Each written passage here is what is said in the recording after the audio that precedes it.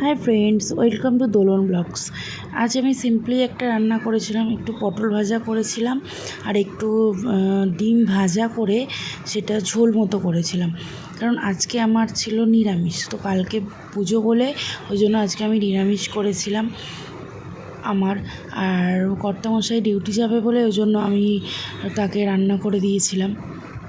তো সব রকম মশলা আমি বেটে নিয়েছিলাম। তারপর আমি যেমন কাশ্মীরি লঙ্কা গুঁড়ো দিই, তারপর একটুখানি হলুদ দিয়ে এটাকে নেড়ে চেড়ে নিয়েছিলাম, ভালো করে কষিয়ে নিয়েছিলাম। তারপর কষিয়ে নেওয়ার পর এটাতে আমি যাতে মশলাটা না ধরে যায় সেই জন্য জল দিয়ে দিয়েছিলাম।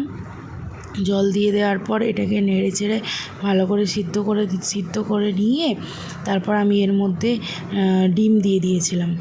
তারপর ডিম দিয়ে ফুটে যেতে আমি এটাকে নামিয়ে নিয়েছি। তো তোমরাও একটু ট্রাই করে দেখো, নিশ্চয়ই ভালো লাগবে। এটাই ছিল আমাদের আজকে রান্না। টাটা, সবাই ভালো থেকো। তোমরাও কিন্তু দিতে ভুলো না তোমাদের ছোট ছোট ব্লগস।